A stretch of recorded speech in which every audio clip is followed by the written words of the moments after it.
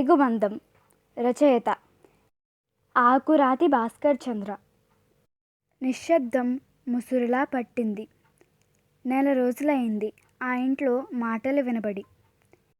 నడుస్తున్నప్పుడు కాలి అడుగులు చేసే సన్నటి గుసగుసలాంటి శబ్దాలు తప్ప మరే చప్పుడు లేదు.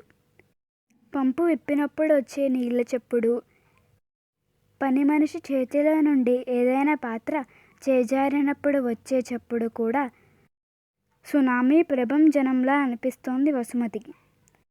40 ఏళ్ళు సహవాసం చేసిన మనిషి ఇప్పుడు లేడు. ఏ కష్టం వచ్చినా అతని ముఖాన చిరునవ్వు చెదరకుండా ఉండేది. ఇప్పుడు అదే చిరునవ్వు. కాకపోతే ఫోటోకి దండ వెయ్యొద్దని తనే చెప్పింది. కోడలైతే విచిత్రంగా చూసింది. ఫోటోకి దండ వేస్తే అది పోయిన మనిషికి మనం ఇచ్చే గౌరవం కావచ్చు కానీ ఆ మనిషి మన మధ్యలో లేడని పూలదండ గుర్తు తెస్తుంది. అది వసుమతికి ఇష్టం లేదు. మనిషి ఇంట్లో ఉన్నట్టే ఉంది. బజారుకో తనకిష్టమైన సినిమాకో వెళ్ళినట్టుగానే అనిపిస్తోంది. తనకి ఎప్పుడూ అలాగే అనిపించాలి. అందుకే ఎవరేమన్నా కర్మకాండల కార్యక్రమాలన్నీ పూర్తయ్యాక ఫోటోకి ఉన్న దండ తీసేసింది. తనను చూసేందుకు వచ్చిన వాళ్ళెవరో తెచ్చిన పూతరేకులు ఆయన ఫోటో ముందు పెట్టి ఉంచింది. పూతరేకులంటే చాలా ఇష్టంగా తినేవాడు. అంతా ఒక కలలా జరిగిపోయింది. అప్పటి వరకు మాట్లాడుతున్న వ్యక్తి ఒక్కసారిగా విరుచుకుపడిపోయాడు. మళ్ళీ లేవలేదు. అమెరికాలో ఉన్న కొడుకు కోడలు రావటానికి 2 రోజులు పట్టింది. వాళ్ళు వచ్చిన 2-3 గంటల్లోనే అన్ని కార్యక్రమాలు పూర్తి చేశారు. చెట్టంత మనిషి చెంబులో భస్మంగా మిగిలిపోయాడు. ఆ తర్వాత గోదావరిలో కలిసిపోయాడు. పుట్టిన ప్రతి మనిషికి ఆఖరి ప్రయాణం తప్పదు. కాకపోతే వెనక ముందు అంతే. సృష్టి రహస్యం అర్థం చేసుకున్న వసుమతికి ఇదంతా కాస్త బాధనిపించినా భరించక తప్పదని తెలుసుకుని మనసు గట్టిపరుచుకుంది. 10 రోజుల తర్వాత అర్జెంట్ పనులంటూ అమెరికా కంపెనీ నుండి ఒకటే ఫోన్లు వరదలా వచ్చేవి. కొన్ని రోజులు తప్పించుకున్నాడే గాని చివరకు వెళ్ళక తప్పలేదు కొడుకు విశ్వమూర్తికి. భార్యను పిల్లవాణ్ణి వదిలి తను మాత్రం తప్పదన్నట్లు తల్లిని వదల్లేక ఎంతో దిగులుగా వెళ్ళాడు. అమ్మకు బెంగ తీరే వరకు ఉండమని భార్య కిరణ్మయికి చెప్పి వెళ్ళాడు. విశ్వమూర్తి అమెరికా వెళ్ళిన 5వ రోజునే కన్నవాళ్ళను చూసొస్తానని వెళ్ళిపోయింది కిరణ్మయి. మళ్ళీ ఒంటరిగా మిగిలింది వసుమతి. మనసులో ఎంత బాధున్నా కొడుకు కోసమైనా తను మామూలుగా ఉండాలని నిర్ణయించుకుంది. మామూలు మనిషి అయ్యేందుకు పనిభారం పెంచుకుంది. ముఖ్యంగా వంట పని. అది కూడా మనవడి కోసం పిండి వంటలు చేయడం. అమెరికా నుండి వచ్చిన కొత్తలో వాడసలు ఏమీ తినేవాడు కాదు. ఇప్పుడు ఇక్కడి రుచులకు అలవాటు పడి వసుమతిని రకరకాల వంటలు చేసి పెట్టమని వెంట తిరుగుతున్నాడు. మనవడు గుర్తుకు రాగానే వసుమతికి చేయవలసిన పనులు గుర్తుకొచ్చాయి. అప్పటి వరకు ఏవేవో ఆలోచనలతో ఉన్న వసుమతి లేచి మొగం కడుక్కుని బజారుకు వెళ్లేందుకు తయారైంది. తలుపు వేస్తుండగా లిఫ్ట్ నుండి మనవడి గొంతు వినబడి ఆగిపోయింది. లిఫ్ట్ తెరుచుకోగానే పరుగు అందుకున్నాడు వాడు. వెనక్కే కోడలి గొంతు. నో విష్ణు, డోంట్ రన్ అని అరిచింది. కోడలి చేతిలో 2 బ్యాగులు చూడగానే గబగబా వెళ్ళి బ్యాగులు అందుకుంది వసుమతి. పర్వాలేదు అత్తయ్య, నేను తెస్తాను అంది కోడలు కిరణ్మయి. మాట అయితే అంది కానీ సంచులు అత్తగారి చేతికి అందించింది. లిఫ్ట్ నుండి 10 అడుగుల దూరంలో ఫ్లాట్. వసుమతి బ్యాగులు లోపల పెడుతుండగానే మనవడు విష్ణు మొదలు పెట్టేశాడు. Grandma, where are you going అంటూ చేతులు ఊపేస్తూ అడిగాడు. ఎక్కడికి లేదురా, మీరు వస్తారని నాకు తెలియదుగా, డీమార్ట్ వరకు వెళ్ళొద్దామని అంది వసుమతి. ఉస్మాన్ రాలేదా అత్తయ్య అంది కిరణ్మయి. ఉస్మాన్ అంటే కార్ డ్రైవర్. తల్లికి భార్యకు సాయంగా ఉండేందుకు విశ్వమూర్తి పెట్టి వెళ్ళాడు.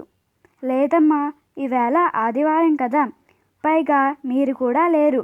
నాకు పెద్ద పనేమీ ఉండదని రావద్దని చెప్పాను. ఇప్పుడంత అర్జెంటుగా కావాల్సిన సరుకులేంటత్తయ్య? రేపు ఉస్మాన్ తెస్తాడు కదా, లేకపోతే ఫోన్ చేసి రమ్మంటాను అంది Kiranmayi.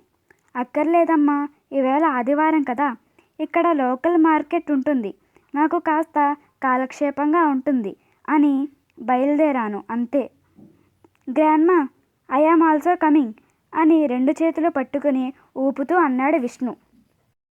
No Vishnu, come and sleep అంది కిరణ్మయి విసుగ్గా. పోనీ అమ్మ, తోడుగా ఉంటాడు, వాడికి సరదాగా ఉంటుంది, నువ్వు కాస్త రెస్ట్ తీసుకో, పావు గంటలో వచ్చేస్తాను అని మనవడిని తీసుకుని బయలుదేరింది వసుమతి. కిరణ్మయి అయిష్టంగానే మౌనంగా ఉండిపోయింది. కిరణ్మయి బద్ధకంగా సోఫాలో వాలింది.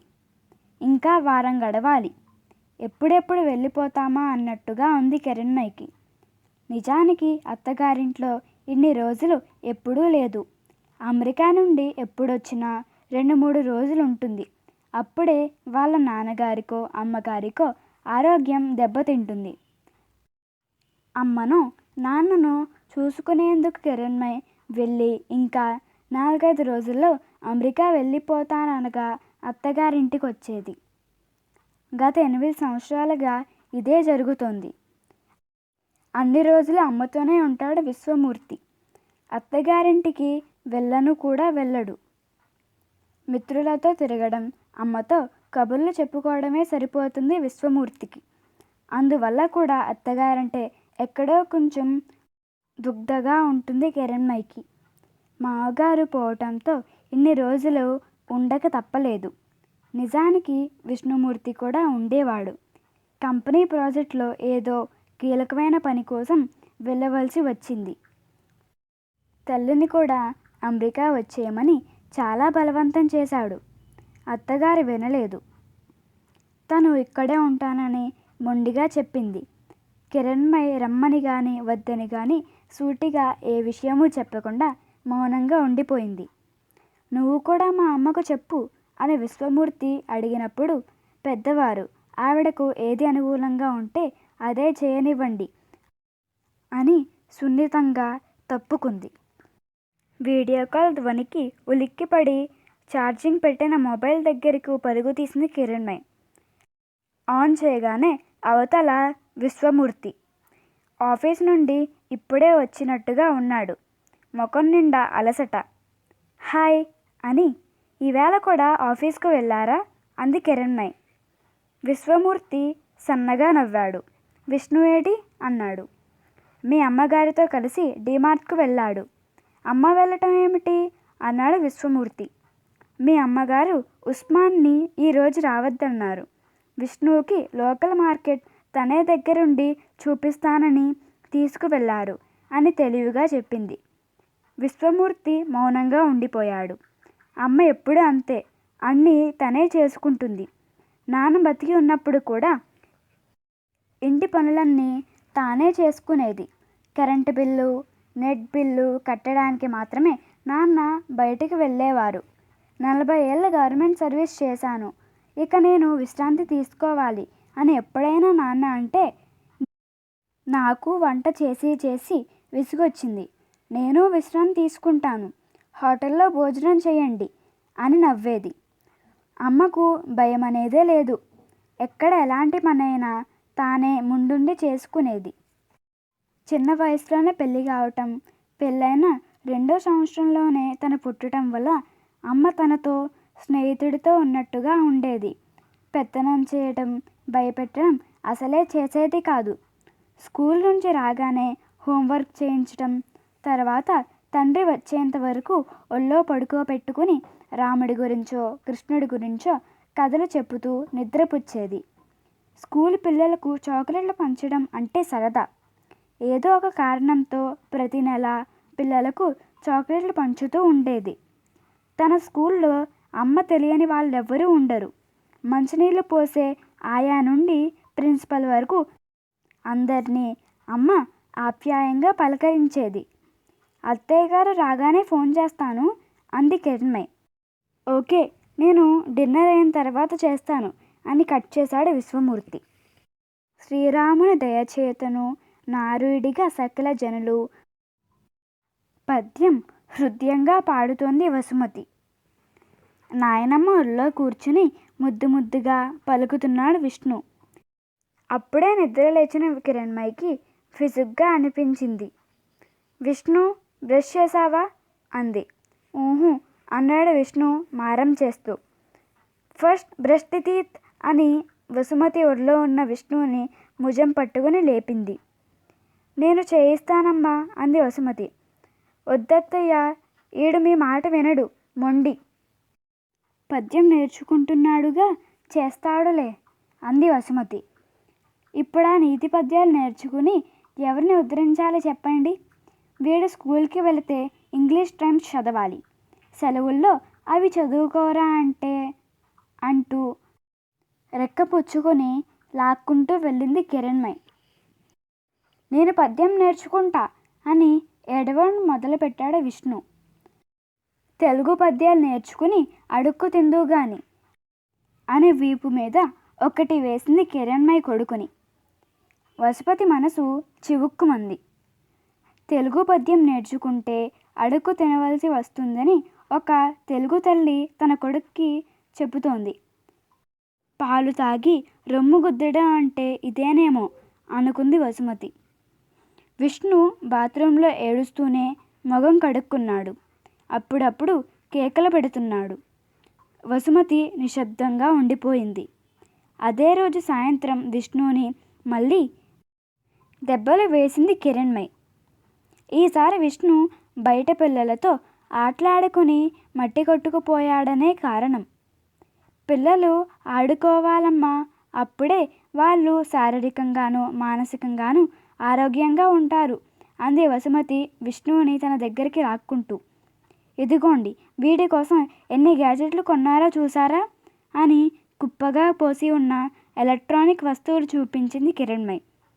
ఒంటరిగా ఉన్నప్పుడు వాటితో ఆడుకుంటారేమో కానీ ఎదురుగా పిల్లలు కనిపిస్తూ ఉంటే వాటితో ఆడుకోరు కిరణ్మయి అంది వసుమతి. మీకు తెలియదులేండి అత్తయ్య, వీడు దుమ్ములో ఆడితే ఎలర్జీ వస్తుంది. బయట పిల్లలకేం, వాళ్ళెలాగో మట్టిలోనే పెరుగుతారు కాబట్టి వాళ్ళకేం కాదు. వీడి బాగోగులు చూసుకోవాల్సింది నేనే అంది విసుగ్గా. కిరణ్మయితో అంతకు మించి ఏమీ మాట్లాడాలనిపించలేదు. విష్ణువుని భుజం మీద వేసుకుని కాసేపు ఆడించింది. చివరకు వసుమతి పొట్ట మీద చేరి విష్ణు నిద్రలోకి జారుకున్నాడు. నిద్రపోయే ముందు నాయనమ్మతో అన్నాడు Vishnu, grandma, mummy is bad. మరుసటి రోజే ప్రయాణం. వసుమతికి కంగారుగా ఉంది. ఇంకా చాలా పనులు మిగిలిపోయినట్టుగా అనిపిస్తోంది. అమెరికా నుండి వీడియో కాల్ చేశాడు విశ్వమూర్తి. ఒంటరిగా ఉండకుండా తరచూ బంధువుల ఇళ్లకు వెళ్ళమని లేదా వాళ్ళని ఇంటికి పిలవమని సలహా ఇచ్చాడు. సరేనంది వసుమతి. ప్రయాణం రోజుకి కొడుక్కి పంపవలసిన పిండి వంటలు చేసేస్తే తను మళ్ళీ మామూలుగా పనులు చేసుకుంటున్నందుకు పిల్లాడు సంతోషిస్తాడు. విశ్వమూర్తికి ఏమేం పిండి వంటలు చేయాలో చిన్న నోటు పుస్తకంలో రాసుకుని మరీ చేస్తోంది వసుమతి. విష్ణు ఒక్క క్షణం కూడా వసుమతిని విడవకుండా ఉంటున్నాడు. ప్రతి పిండి వంటను వాడే ముందుగా రుచి చూసి బాగుందో లేదో చెబుతున్నాడు. మనవడి ఉత్సాహానికి వసుమతి మురిసిపోతుంటే చిరాకుతో కుతకుతలాడిపోతుంది కిరణ్మయి. ప్రయాణం రోజు రానే వచ్చింది. సామానులో పిండి వంటలన్నీ దగ్గరుండి మరీ సర్దించుకున్నాడు విష్ణు. నీకంతగా నచ్చాయా పిండి వంటలు అని వసుమతి అడిగితే, అవును, నేను డాడీకి ఒక్కటి కూడా ఇవ్వకుండా తినేస్తాను అని నాయనమ్మను ఉడికించాడు విష్ణు. వసుమతి నవ్వుకుంది. కారు బయలుదేరుతుంటే శరీరంలోంచి ఆత్మ వెళ్ళిపోతున్నట్టుగా అనిపించింది. ఆత్మ వదిలి వెళ్ళిన శరీరం చల్లబడుతుంది. ఆత్మీయులు వదిలి వెళ్ళిన శరీరం కుంగిపోతుంది. ఎయిర్పోర్ట్ చేరుకున్నాక వసుమతికి ఫోన్ చేసి చెప్పింది కిరణ్మయి. ఇంటికి చేరుకున్నాక ఒక్కసారి చెప్పమ్మా అంది వసుమతి. చెక్ ఇన్ లగేజ్ పెరిగిందని చెప్పాడు అధికారి. లగేజ్ తగ్గించుకోమని సలహా ఇచ్చాడు. లేకపోతే $120 కట్టమని చెప్పాడు. అంటే దాదాపు 8,000 రూపాయలు. ఒక్కసారిగా నిట్టూర్చింది కిరణ్మయి. తను అప్పటికి జాగ్రత్తగానే చూసుకుంది. సూట్ కేసులు పక్కన పెట్టుకుని లగేజ్ తగ్గించే మార్గం ఏమిటా అని ఆలోచిస్తోంది. ఒక్కొక్కటి తీసి పక్కన పెడుతోంది. అన్నీ తనకు కావాల్సినవే అనిపిస్తోంది. ఇంతలో సూట్ కేసులో కనిపించాయి. అవన్నీ అత్తగారు తయారు చేసిన పిండి వంటలు. అరిసెలు, కజ్జికాయలు, చలిమిడి. ఎంతో చాదస్తపు మనిషి.